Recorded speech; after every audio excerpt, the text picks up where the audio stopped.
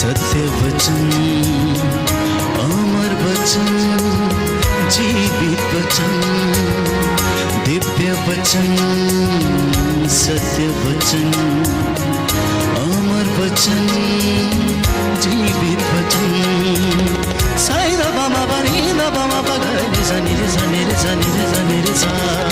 दिव्य वचन, सत्य वचन, अमर वचन, जीवित वचन, दिव्य वचन,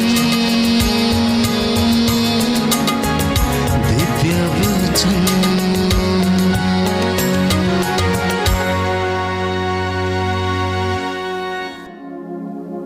हालेलुया, हालेलुया। आइए प्रभु यीशु अपने वचनों के द्वारा मुझे उद्धार दीजिए। Hallelujah, hallelujah, hallelujah. हालेलुया। प्रियजनों, प्रभु ने आज का वचन दिया है कि मेरे बच्चों से कहना कि पश्चाताप करके मेरे पास लौट के चले आए। कई लोग बहुत ज्यादा प्रार्थना कर रहे हैं, लेकिन फिर भी उनके जीवन में बंधन टूटता नहीं है। कहीं ना कहीं पर प्यारे भाइयों और बहनों, स्वीकृति की कमी रहती है, क्योंकि हम उन बातों से अनभिज्ञ हैं जिनके लिए हमें प्रायश्चित करने की आवश्यकता है। तो आज मैं पुनः एक बार प्रभु के ओर से आप लोगों को बताना चाहता हूं कि प्रभु चाहता है कि हम पाप स्वीकार करें। प्रभु चाहता है कि हम प्रायश्चित करें और अपने जीवन से, पूर्वजों से चली आई निरर्थक जीवनचर्या को हम कैंसल करें, डिस्कनेक्ट करें, डिक्लेयर करें कि हे प्रभु, मैं आज निर्णय लेता हूं कि मैं इन तमाम सारी बुराइयों से अपने आप को जुदा करता हूं। मेरे जीवन से, परिवार से और पूर्वजों से चली आई निरर्थक जीवनचर्या के बंधनों को यीशु के पवित्र नाम से अपने बच्चों के जीवन से, अपने परिवार से, अपनी धन संपत्ति से इन तमाम श्रापों को डिस्कनेक्ट करता हूं, कैंसल करता हूं यीशु के नाम पर। क्योंकि प्रभु यीशु ने कहा मरकुस के सुसमाचार अध्याय 16 पद संख्या 17 में कि मुझ में विश्वास करने वाले मुझसे भी बड़े और महान काम करेंगे। और बाइबल हमें बताती है कि यदि आप ईसा मसीह में विश्वास करेंगे, यदि आप मुख से उसे अंगीकार करेंगे, हृदय से आप उसे स्वीकार करेंगे, तो आप बचेंगे और आपका घराना भी बचाया जाएगा। आप उद्धार पाएंगे और आपका घराना भी उद्धार पाएगा। बोलिए आमीन, हालेलुया, हालेलुया। तो आज अगर हम देखें अपने इर्द गिर्द आस पास में, शोषण की कमी नहीं, अत्याचार की कमी नहीं, हत्या की कमी नहीं, चोरी, धोखा, लड़ाई, झूठ, फरेब, झगड़े, मनमुटाव, ईर्ष्या, ना जाने कौन कौन सी बुराइयां इस दुनिया में इंसान के जीवन में व्याप्त हैं। विचारों में भिन्नता है, एक दूसरे को सहन नहीं कर पा रहे हैं, दुख है, बीमारी है, कष्ट है, अपंगता है। इंसान के अंदर एक लगातार ऐसी लड़ाई चल रही है, वो खुद नहीं जानता कि ये लड़ाई कैसी है।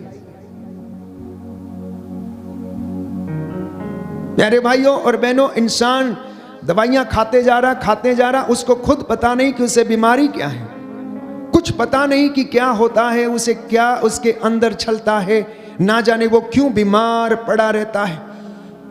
अनेक प्रकार की चिंताएं हैं, परिवार की, बच्चों की, दाम्पत्य जीवन की, व्यक्तिगत जीवन की, भावनात्मक जीवन की, आर्थिक तंगियों की जो चिंता है, यह मनुष्य को लगातार सताए हुए है। और इनके बीच इंसान जीने की कोशिश कर रहा है, प्रार्थना कर रहा है, पुण्य के काम कर रहा है, उपवास कर रहा है, तीर्थ कर रहा है, सिर्फ यही सोच के कि उद्धार मिल जाएगा, उद्धार मिल जाएगा। लेकिन फिर भी मन में कहीं ना कहीं पर कोई ऐसी चीज खटकती रहती है कि वो अपने आप को अधूरा महसूस करता है, अपने आप को अधूरा महसूस करता। आखिर क्यों? इसकी वजह क्या है? तो बाइबल एक वचन हमें देती है, स्तोत्र संख्या 38 पद संख्या 19 में, कि मेरे पापों के कारण मैं अशांत हूं। मेरे पापों के कारण मैं अशांत हूं, किसी दूसरी चीज के कारण नहीं। क्योंकि हमारी लड़ाई तो हमारे भाइयों और बहनों से है ही नहीं। हमारी लड़ाई तो इस संसार के अधिपतियों, आकाश की दुष्ट आत्माओं से बाइबल स्पष्ट करती है। एफेसियों के पत्र अध्याय 6 पद संख्या 10 और उससे आगे। तो फिर हमें अशांत रहने की बात ही क्या है?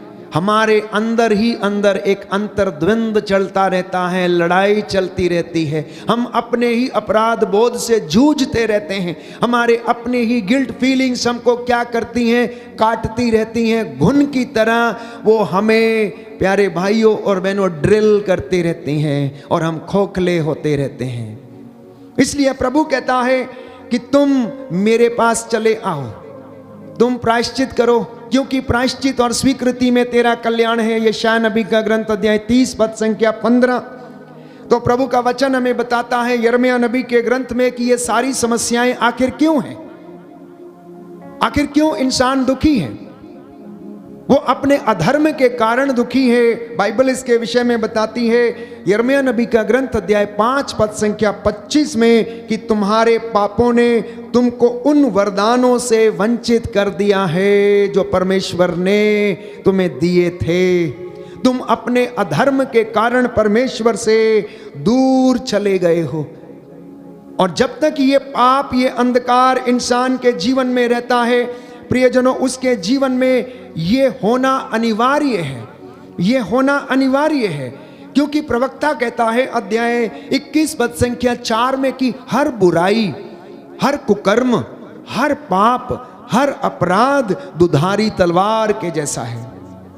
प्रवक्ता ग्रंथ अध्याय 21 पद संख्या 4, book of Sirach chapter 21 verse 4, हर अपराध दुधारी तलवार के समान है और उसके काटे हुए का कोई इलाज नहीं है। बस एक ही इलाज है कि प्रायश्चित, एक ही इलाज है पछतावा, एक ही इलाज है कि होश में आने के बाद उस प्रभु के पास चले आना जो कि पापों का खाता क्लोज कर सकता है, जो हमारे अधर्म का अकाउंट क्लोज कर सकता है। उसके पास जाने के अलावा हमारे पास कोई दूसरा विकल्प नहीं है। बाइबल इस बात को स्पष्ट करती है प्यारे भाइयों और बहनों। तो उन चीजों से आजाद होने के लिए धार्मिकता को खोजने की आवश्यकता है, अन्यथा हम अपने पापों में यूं ही पड़े रहेंगे और हम अपनी गलतियों को स्वीकार करने में असमर्थ रहेंगे। तो बाइबल कहती है स्तोत्र संख्या 107 पद संख्या 17, साम नंबर 107 वर्ड्स 17, कि कुछ लोग अपने कुकर्मों के कारण बीमार पड़ गए और अपने पापों के कारण कष्ट झेल रहे हैं, किसी दूसरे की वजह से नहीं, किसी तीसरे की वजह से नहीं। वो अपने ही कुकर्मों के कारण कष्ट झेल रहे हैं। और स्तोत्रकार इस बात को स्पष्ट करता है अध्याय 41 में कि प्रभु रोग शैया पर भी रोगी को सांत्वना देता और रोगी का बिस्तर बदल देता है। बोलिए amen, amen, hallelujah, hallelujah, hallelujah, hallelujah, hallelujah. Hallelujah. तो पहली बात कि हम परमेश्वर से दूर चले गए हैं, इसलिए कष्ट में जीवन बिताते हैं। दूसरी बात, हम अधर्म के रास्ते पर हैं, इसलिए हमें कष्ट होता है, क्योंकि अधर्म हमें शांति नहीं देता। अधर्म के रास्तों पर शांति नहीं मिल सकती। विपत्तियों का मूल कारण जो हमारे जीवन में है, कष्टों का मूल कारण जो है वो ये है कि ईश्वर की आज्ञा को भंग किया, प्रभु के दिन को पवित्र नहीं रखा, अपने रास्तों पर चलना हमने स्वीकार किया, सांसारिक चीजों पर हमारी आसक्ति बढ़ती गई और हम मटीरियलिस्टिक बनते गए। हम भौतिकवाद के पीछे दौड़ते रहे और आत्मा के लिए हमने कोई काम नहीं किया। हम केवल शारीरिक वासनाओं की तृप्ति के लिए कार्य करते रहे। तो अधर्म के कार्य करना, बुराई करना, ईर्ष्या, अहंकार, इन तमाम बुराइयों के कारण इंसान के जीवन में कष्ट है, परेशानी है। अब आप कहेंगे कि जो धर्मी है फिर उसके जीवन में कष्ट क्यों है? ये सवाल प्यारे भाइयों और बहनों, इसका उत्तर प्रभु हमें देता है। बाइबल हमें बताती है और वो कहती है कि विषम परिस्थितियों में मैं तेरे विश्वास की परख करता हूं। मैं आग की भट्टी में नहीं, दुख की भट्टी में तुझे परखता हूं। मैं दुख की भट्टी में तुझे तपाता हूं और तेरे विश्वास की परख होती है। जैसे एक सुनार, प्यारे भाइयों और बहनों, सोने को आग में गलाता है और उसका परिष्कार करता है। प्रभु कहता, मैं अपने भक्तों को, चुने हुए लोगों को क्या करता हूं? दुख की भट्टी में परखता हूं, लेकिन मैं उनकी हड्डियों की रक्षा भी करता हूं और अपने भक्तों के घर में डेरा भी डालता हूं। आप देखिए कि प्रभु का भक्त जो सच्चाई और आत्मा की सच्चाई और हृदय से स्तुति करता है, उसे किसी चीज की कमी नहीं, उसका घर भरा पूरा रहता है। हमने बाइबल में पढ़ा, स्तोत्र संख्या 34 में हमने पढ़ा कि प्रभु की खोज में लगे रहने वालों का घर भरा पूरा रहता है। लेकिन धनी लोग धनी होकर भी दरिद्र बने रहते हैं, दरिद्र बने रहते हैं। लेकिन आज प्रभु हमें चाहता है कि हम उसके पास लौटें और हम उसकी कृपा से धनी बन जाएं। आखिर क्यों हमारे जीवन में ये पाप का बोलबाला, बुराई का बोलबाला है? तो बाइबल हमें बताती है स्तोत्र संख्या 51 में कि दाऊद कहता है कि मैं तो जन्म से ही अपराधी हूं, अपनी माता के गर्भ से पापी हूं। और इसमें कोई दो राय नहीं है, इसमें कोई दो राय नहीं है। मां के गर्भ से ही पापी जन्मा, प्यारे भाइयों और बहनों, और दाऊद इस बात को स्वीकार करता है। तो जीवन की कड़वी सच्चाई है, मैं जैसा आपको कई मर्तबा बता चुका हूं कि इंसान जब गर्भ में बच्चे के रूप में रहता है तो उस समय माँ के पेट में वो खेलता है, माँ के पेट में लात चलाता है और उस समय उसे अच्छा लगता है। लेकिन वही इंसान जब धरती पर आता है, इस दुनिया को देखता है, बड़ा हो जाता है, अहंकारी बन जाता है, ईर्ष्या से भर जाता है और वही इंसान अपने बुजुर्ग माता पिता को कभी कभी घर से धक्के देकर निकाल देता है, क्योंकि लात मारना बचपन से उसकी फितरत है, गर्भ से ही उसकी फितरत है। फर्क सिर्फ इतना है कि उन दिनों में माता हंसती थी और बुढ़ापे में जब लात खाती है तो उन दिनों में आंसू बहाती है और रोती है। यही जीवन की कड़वी सच्चाई है, यही जीवन की कड़वी सच्चाई है और इसको हमें समझना अनिवार्य है। तो बाइबल कहती है रोमियो का पत्र अध्याय 3 पद संख्या 23 में, सबने पाप किया है, सब ईश्वर की महिमा से वंचित हैं, कोई भी ऐसा व्यक्ति इस दुनिया में अच्छा नहीं है। बाइबल कहती है कि इस दुनिया में कोई भी व्यक्ति न्याय के साथ कोर्ट कचहरी में अपना केस नहीं लड़ता। सब लोग कोशिश करते हैं झूठ को सच और सच को झूठ बनाने की। इसलिए अशांति, दुख, कष्ट, विपत्ति का कारण हमारे जीवन के कार्य हैं, हमारे जीवन की अपनी ही कमियां हैं, हमारे जीवन के चुने हुए अपने ही रास्ते हैं। शरीर की वासनाएं जो प्यारे भाइयों और बहनों हमारे जीवन से उत्पन्न होती हैं और वासना के गर्भ से पाप उत्पन्न होता, और पाप का वेतन बाइबल कहती है मृत्यु है। और मृत्यु जब इस संसार में आती है तो सबको वो डसने का प्रयास करती है। तो जेम्स इसके विषय में लिखता है, याकूब का पत्र अध्याय 1 पद संख्या 15 कि वासना के गर्भ से पाप का जन्म होता है, पाप विकसित होकर मृत्यु को जन्म देता है। तो प्रलोभन में पड़ा हुआ व्यक्ति ये ना कहे कि ईश्वर मुझे प्रलोभन देता है। Let none of you say that God gives temptations to you. No, he will never put you to test. वो आपको कभी प्रलोभन नहीं देता है। बाइबल हमें बताती है कि आपको कोई भी ऐसा कार्य नहीं दिया गया है जो आपकी शक्ति से परे है। आपको सिर्फ वो करने के लिए कहा गया है जो आपके शक्ति के अधीन है, जिसे आप कर सकते हैं। हालेलुया, हालेलुया, यीशु की स्तुति हो, यीशु को धन्यवाद, यीशु की आराधना हो, यीशु की महिमा हो, यीशु को धन्यवाद। Hallelujah, hallelujah, hallelujah. तो आखिर कौन सी ऐसी बात है जो इंसान के जीवन में इतनी ज्यादा समस्या उत्पन्न कर देती है? मैं समझता हूं कि इंसान की प्राथमिकताएं बिगड़ी हुई हैं, प्रायोरिटीज बिगड़ी हुई हैं। जो पहले करना चाहिए वो बाद में करता है, और जो बाद में करना चाहिए वो पहले करता है। बस यही कारण है कि हम ईश्वर को प्रथम स्थान नहीं दे पाते हैं, और इसीलिए हमारे मन अशांत रहते हैं, क्योंकि ईश्वर शांति का ईश्वर है। और बाइबल कहती है कि शांति का परमेश्वर शीघ्र ही शैतान को आपके पैरों के नीचे कुचल देगा और आपको उद्धार प्रदान करेगा। तो हमारी प्राथमिकताओं में संतुलन नहीं है, क्योंकि वो बिगड़ी हुई है, उनमें बहुत ज्यादा असंतुलन है।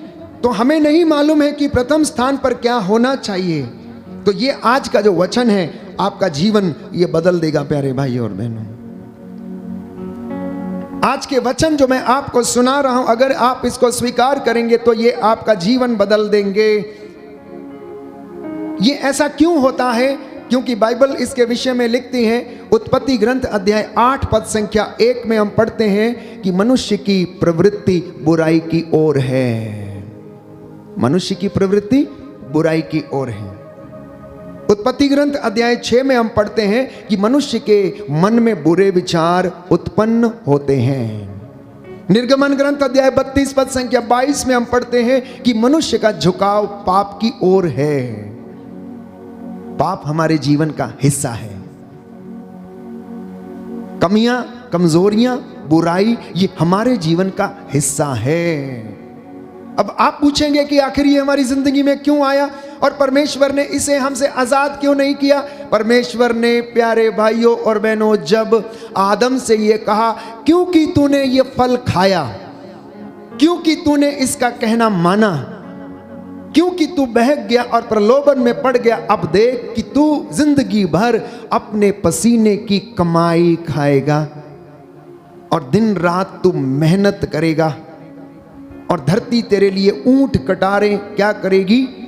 पैदा करेगी, कंटीली झाड़ियां पैदा करेगी, और तू उसमें मेहनत करेगा और अपने परिश्रम की कमाई के द्वारा तू अपनी जीविका अर्जित करेगा।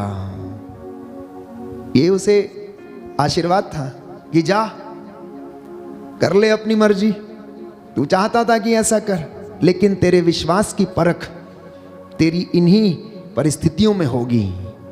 तेरी तपस्या की परख तेरी इन्हीं परिस्थितियों में होगी। अब जो मसा तूने अदन वाटिका में खो दिया था, उसको प्राप्त करने के लिए तुझे जिंदगी के 70-80 वर्ष जो हैं इसी प्रकार दुख में बिताने पड़ेंगे।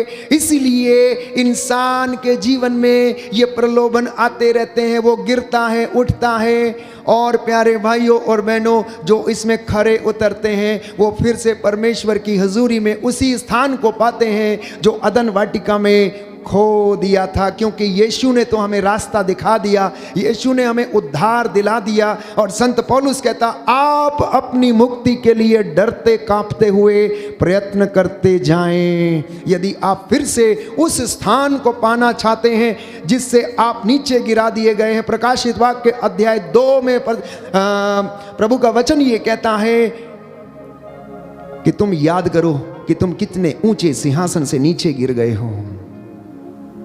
तुम याद करो कि तुम कितने ऊंचे स्थान से नीचे गिर गए हो। और इसीलिए इंसान का जीवन जो है संघर्ष में रहता है।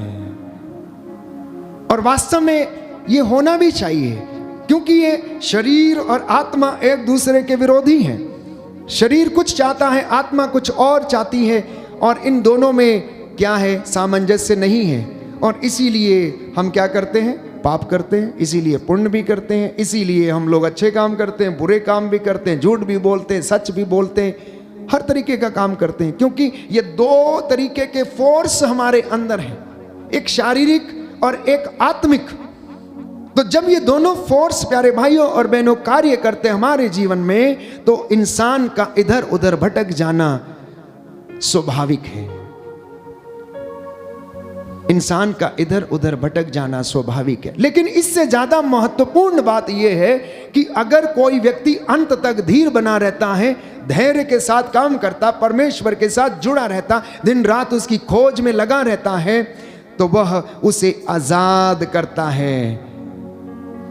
वो किसी पापी की मृत्यु से प्रसन्न नहीं होता है। इसलिए बाइबल हमें बताती, एजेकियल नबी का ग्रंथ अध्याय 18 पद संख्या 23, प्रभु ये कहता है, क्या मैं किसी दुष्ट की मृत्यु से प्रसन्न हूं? नहीं, प्रभु किसी दुष्ट की मृत्यु से प्रसन्न नहीं होता, क्योंकि वो तो आत्माओं को बचाना चाहता है, वो तो आत्माओं का उद्धार चाहता है। और ये शैतान भली भांति जानता है, इब्लीस भली भांति जानता है कि आत्माओं को बचाया जा सकता है, इसीलिए वो इंसानों की आत्माओं का सर्वनाश करने के लिए रास्ते ढूंढता रहता है। कैसे? क्रोध के कारण, अहंकार के कारण और ईर्ष्या के कारण। क्रोध हमारे मन को खा जाता है, ईर्ष्या और अहंकार हमारी आत्मा को खा जाती है। याद कीजिए, शैतान की ईर्ष्या के कारण बाइबल कहती है इस धरती के ऊपर पाप आया।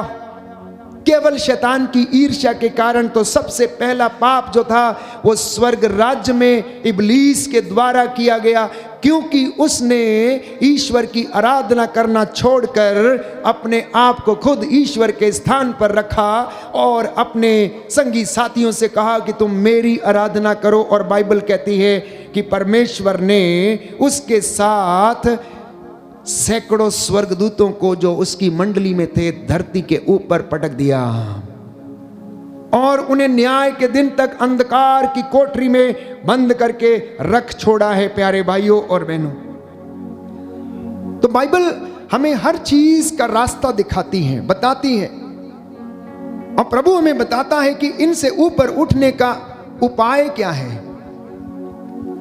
इनसे निकलने का उपाय क्या है। शायद ये मजाक की बात होगी कि हमारे देश में हर चीज के लिए जुगाड़ है। आप देखिए आपके घरों में किस तरीके से आप जुगाड़ करते हैं और तुरंत आप अपना काम चला लेते हैं। लेकिन पवित्र बाइबल हमें जुगाड़ नहीं बताती है, पवित्र बाइबल हमें वास्तविकता बताती है। प्यारे भाइयों और बहनों, कि परमेश्वर ने उस दिन से ही, जिस दिन से आदम उससे जुदा हो गया था, उसी दिन से विधि के विधान में उसने निर्धारित कर लिया था कि अब आदम को कैसे बचाया जाए, क्योंकि ये अपनी नादानी में ये गिर गया, क्योंकि उसके पहले ही इब्लीस को नीचे पटका जा चुका था। और मैंने आपको कई मर्तबा समझाने का प्रयास किया कि ये मेरा अनुभव है कि प्रभु ने इस बात को रिवील किया कि शैतान आदम से और हेवा से ईर्ष्या करने लगा, क्योंकि वो उसकी जगह पर स्थान ले चुके थे। शायद इसीलिए वो हेवा को प्रलोभन देने के लिए गया, उसे परमेश्वर की संगति से दूर करने के लिए गया कि ना तुम रहो और ना मैं रहूंगा, हम दोनों चले। इसलिए दोनों को लेकर चला गया। वो केवल फल दिखा के आया, देखो खा लो और तुम ऐसा हो जाएगा, लेकिन निर्णय करना हेवा के हाथ में था, निर्णय लेना आदम के हाथ में था, लेकिन वो निर्णय नहीं ले पाए। तो प्रभु का वचन ये कहता है कि तुम्हारे सामने जिंदगी और मौत दोनों रखी हुई है, पाप और पुण्य दोनों रखा हुआ है, भलाई और बुराई, जिंदगी और मौत दोनों तुम्हारी आंखों के सामने, जिसे चाहते हो चुन लो। और आदम और हवा ने मृत्यु को चुन लिया और इसीलिए वो अदन वाटिका से बाहर कर दिए गए। तो शैतान, प्यारे भाइयों और बहनों, वो रास्ते खोजता रहता है और हमारी जिंदगी इसी कशमकश में बीतती जाती है। कष्ट, परेशानी, चिंता, लड़ाई झगड़े, ड्रग्स, ईर्ष्या, अहंकार, ना जाने कितने घरों में, कितने लोगों में, लगभग अधिकांश घरों में, अधिकांश लोगों के जीवन में ये समस्याएं हैं। बहुत कम लोग होंगे जो अपने आप को वास्तविक रूप से खुश समझते होंगे या जिन्हें अपने जीवन में संतुष्टि है। बड़े से बड़ा व्यक्ति, छोटे से छोटा व्यक्ति, प्यारे भाइयों और बहनों, यदि आप उससे बात करेंगे तो अपने जीवन की किसी ना किसी कमी को वो अवश्य क्या करता है, व्यक्त करता है। तो आज प्रभु हमसे क्या चाहता है? प्रभु चाहता है कि हम उसके पास लौटें। प्रभु चाहता है कि हम उसके पास लौट कर चले आएं और वो हम पर दया करे और हमें आशीष प्रदान करे। ऐसा ना सोचें कि अब बहुत देर हो चुकी है। नहीं प्यारे भाइयों और बहनों, देर नहीं हुई है। प्रभु आखिरी समय पर भी आपको रिसीव करने के लिए तैयार खड़ा है। लूकस के सुसमाचार में हम पढ़ते हैं अध्याय 23 पद संख्या 42 में कि यीशु के दाएं और बाएं दो चोर डाकुओं को लटकाया गया था। एक उनका उपहास कर रहा था और दूसरा उनसे कह रहा था कि प्रभु आज मुझे अपने राज्य में याद कीजिएगा, आज मुझे अपने राज्य में याद कीजिएगा, आज मुझे अपने राज्य में याद कीजिएगा। तो जो लोग ये सोचते हैं कि अब हमारा कुछ नहीं हो सकता, आत्महत्या करना सिर्फ एक विकल्प बचा है, हम नहीं जीना चाहते, हम मर जाएंगे, हम घर से बाहर चले जाएंगे, हम माता पिता को छोड़ देंगे क्योंकि हमारा यहाँ पर कोई नहीं है, तो प्यारे भाइयों और बहनों, मैं आपको याद दिला देना चाहता हूँ कि आपके पास परमेश्वर खड़ा है और वो देख रहा है, सिर्फ आपको बोलने की जरूरत है। प्रभु जिंदगी बदलता है, प्रभु मनों को बदलता है, प्रभु आत्माओं को बचाता है, प्रभु हमारे शरीर को चंगा करता है, अच्छा करता है। इसलिए जो लोग ये सोचते हैं कि आत्महत्या ही एक विकल्प है, तो आज के बाद ऐसे विचार आप अपने मन में ना लाएं। डाकू की जगह बंदी गृह में थी, जानते हैं? डाकू की जगह बंदी गृह में थी। उसका जीवन अपराधों से भरा हुआ था, वो सजा का हकदार था, वह तो नरक के लायक था, और वो अपने कामों के द्वारा नहीं बचाया गया है। सुनना ध्यान से कि जब डाकू ने यह कहा कि प्रभु आज जब आप अपने स्वर्ग राज्य में होंगे तो मुझे याद कीजिएगा, सुनिए ध्यान से कि ये डाकू अपने कर्मों के कारण नहीं बचाया गया, क्योंकि उसने तो जिंदगी भर लूट पाट की थी, चोरी डकैती उसका काम था, उसकी जगह कहां थी? कैद खाने में थी, और वो सजा का हकदार था, वो नरक के लायक था। तो यदि आप सोचते हैं कि परमेश्वर ने उसको उसके कर्मों के अनुसार बचा लिया, तो नहीं, क्योंकि उसका एक भी कर्म ऐसा नहीं था जिसकी वजह से वो स्वर्ग राज्य में पहुंच सकता था। ना ही बपतिस्मा लेने के कारण वो बचाया गया, प्यारे भाइयों और बहनों, और ना ही उसके पास उस समय कुछ करने के लिए समय था, उसके पास कुछ भी नहीं था। लेकिन फिर भी आज वो कहां है? स्वर्ग में है। क्यों? क्योंकि उसने अंतिम क्षणों में प्रभु को याद किया। अब मैं नहीं जानता कि उसने क्यों प्रभु को याद किया और उसने क्या सोचा। शायद उसने सोचा होगा जब यीशु कह रहे थे कि हे पिता इन्हें क्षमा कर, क्योंकि ये नहीं जानते कि ये क्या कर रहे हैं। शायद यीशु को कहते हुए सुना होगा, एली एली लमा सबक्तानी, अर्थात मेरे ईश्वर तूने मुझे क्यों त्याग दिया। शायद वो इन वचनों को सुन रहा था बड़े ध्यान से। हो सकता है जो क्रूस के नीचे आजू बाजू खड़े थे, कुछ उसकी प्रशंसा कर रहे थे और कुछ उसकी मजाक उड़ा रहे थे, और ये डाकू ऊपर से सुन रहा था। हो सकता है कि उसके सुसमाचार के विषय में इसने भी सुना हो, लेकिन अभी तक मौका नहीं मिला था। हो सकता है यीशु के चमत्कारों के विषय में उसने सुना होगा कभी, या सुना था। शायद ये भी एक कारण हो सकता है कि उसने कहा, यीशु आज आप जब स्वर्ग में होंगे तो मुझे भी याद कर लीजिएगा। तो यीशु ने कहा, ठीक है, तू आज ही मेरे साथ स्वर्ग राज्य में होगा। प्यारे भाइयों और बहनों, अंतिम क्षणों में भी परमेश्वर आपको गले से लगाने के लिए तैयार रहता है, इसलिए निराश नहीं होना। इसलिए यशायाह नबी का ग्रंथ अध्याय 30 पद संख्या 15 में ये परमेश्वर का वचन है, ये प्रभु की वाणी है कि प्रायश्चित और स्वीकृति में तेरा कल्याण है, और उस डाकू ने उद्धार पा लिया। तो सुसमाचार के इस पैराग्राफ में, लूकस के सुसमाचार अध्याय 23 पद संख्या 42 में, प्यारे भाइयों और बहनों, पूरा सुसमाचार निहित है कि मौत के सामने किया हुआ पश्चाताप, मौत के सामने किया हुआ पश्चाताप, और मौत हार गई। और प्यारे भाइयों और बहनों, इसको जीवन मिल गया, और ये स्वर्ग राज्य में जाकर दूतों और संतों की संगति में प्रभु के साथ रहा। मैं नहीं जानता कि इस व्यक्ति ने ऐसा क्यों किया, और मैंने आपसे कहा कि बहुत सारी बातें हो सकती हैं जो कि शायद उसने सुसमाचार में सुनी होंगी। तो इसलिए मसीहियों को, विश्वासियों को हर एक व्यक्ति को जो प्रभु पर ईमान लाता है उसे आज जरूरत है एक निर्णय लेने की, उसे आज जरूरत है एक निर्णय लेने की। और यदि आप निर्णय नहीं लेते हैं तो प्यारे भाइयों और बहनों, हम भी दूसरे डाकू की तरह नष्ट हो जाएंगे। और यदि हम निर्णय नहीं लेते तो हवा और आदम की तरह हम भी अदन वाटिका से बाहर कर दिए जाएंगे। इसलिए अफेसियों को लिखते हुए संत पौलुस अध्याय 4 पद संख्या 25 में कहता है, झूठ बोलना छोड़ दो, सच बोलो। और यदि किसी को क्रोध आ जाए तो सूरज डूबने से पहले उस क्रोध को आप समाप्त करें।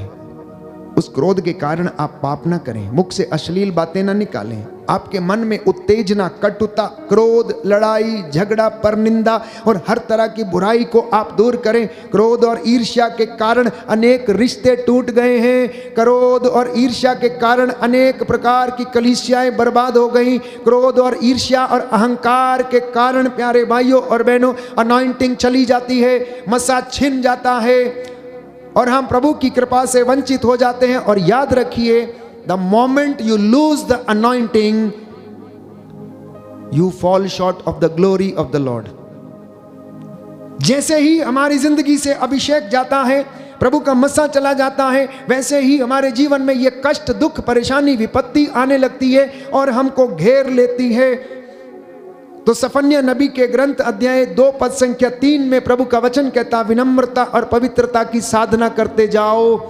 ये बुरे दिन हैं, ये बुरे दिन हैं। आप उन बातों का पता लगाओ कि परमेश्वर को वो कौन सी बातें हैं जो प्रिय हैं और आप लोग निर्णय लें। So ultimately repentance is decision. Ultimately repentance is decision. प्रायश्चित एक निर्णय है। और बाइबल में हम सुसमाचार में पढ़ते हैं, लूकस के सुसमाचार अध्याय 15 में उड़ाऊ पुत्र के जीवन में, और लिखा है कि वो होश में आया, उसने निर्णय लिया, उसने अपना मन फिराया और पिता के पास गया और सब कुछ उसे समझ में आ गया। बाइबल कहती है जब उसे होश आया तो वो उठा। उठने के बाद उसने कहा कि मैं अपने पिता के पास जाऊंगा और अपने पिता से कहूंगा कि मुझे अपने नौकरों में से एक रख लीजिए।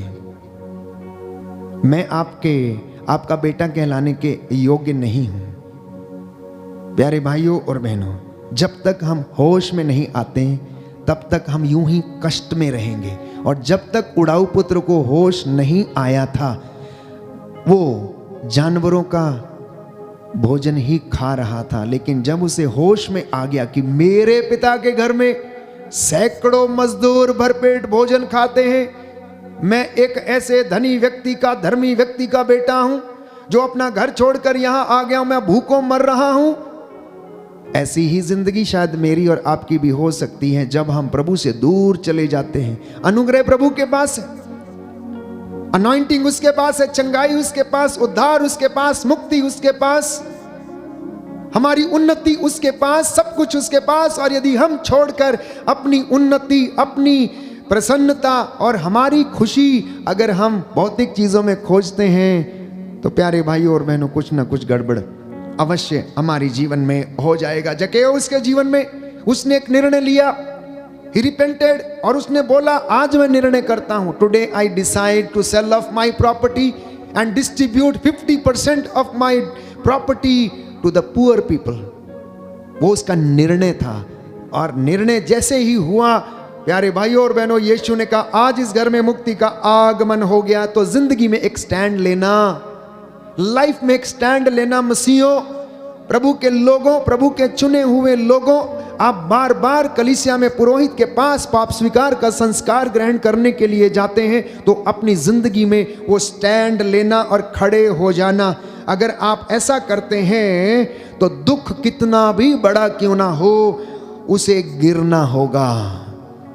दुख कितना भी बड़ा क्यों ना हो, उसे गिरना होगा। परीक्षा चाहे कितनी भी बड़ी क्यों ना हो, प्यारे भाइयों और बहनों, उसे गिरना होगा, उसे टूटना होगा। उदाहरण के लिए शद्रक, मेशक, अबदनगो और उसका साथी डैनियल, जब वो लोग परमेश्वर के लिए खड़े हो गए, they took a stand for the God of Israel याकूब, the God of Jacob, the God of Israel, the God of इब्राहिम। जब उसके नाम पर उन्होंने स्टैंड लिया तो वो खड़े हो गए और आग की भट्टी में डाल दिए गए। प्यारे भाइयों और बहनों, आग का जो ताप 7 गुना था वो ठंडा हो गया। जब हम परमेश्वर के लिए खड़े होते हैं तो वो हमारे लिए खड़ा होता है। जब हम उसके सामने घुटना टेकते हैं तो वो हमारे लिए खड़ा हो जाता है और हमको आशीर्वाद देने के लिए वो तैयार रहता है। प्यारे भाइयों और बहनों, तो इसलिए जिंदगी में सबसे महत्वपूर्ण बात यह है, if you have prayer in your life you have power. If you have a word of God in your life you have a life, and if you have a holiness in your life you have Jesus in your life, and if you have adoration and prayer and praise and worship in your life you have anointing and you have a deliverance। Hindi में दोहराना चाहता हूं कि अगर प्रार्थना है तो power है, अगर वचन है तो जीवन है, और अगर पवित्रता है तो आपकी जिंदगी में अभिषेक रहेगा। और अगर अभिषेक आपके जीवन में है तो प्रभु आपके साथ है। और यदि आपके जीवन में विनम्रता है तो आप धन्य समझे जाएंगे, क्योंकि बाइबल कहती है धन्य है वे लोग जो विनम्र हैं, वो प्रतिज्ञात देश के क्या करेंगे, दर्शन करेंगे। और यदि आराधना है तो छुटकारा है, यदि आराधना है तो चंगाई है। मुझे बड़ी खुशी है कि आप लोगों के जीवन में प्रभु इन वचनों के माध्यम से बड़े बड़े चमत्कार कर रहा है। आपके जीवन की बहुत सारी गवाहियां हैं। प्रभु इस वक्त हमारे बीच में है, वो अपने दास के द्वारा आप लोगों से बातें कर रहा है। मैं समझता हूं कि जब अपनी भरी जवानी में यीशु लोगों से बातें करता होगा, क्योंकि उत्साह उनके अंदर था, तो ठीक ऐसे ही बातें करता होगा, शायद इसी अंदाज में बोलता होगा।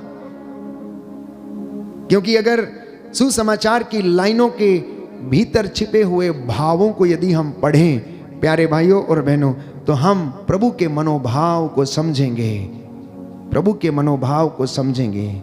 जब उन्हें जोर से बोलना पड़ा तो उन्होंने बोला प्यारे भाइयों और बहनों। लेकिन जब जहां पर प्यार की आवश्यकता थी तो उन्होंने सांत्वना दी, ढारस बंधाया।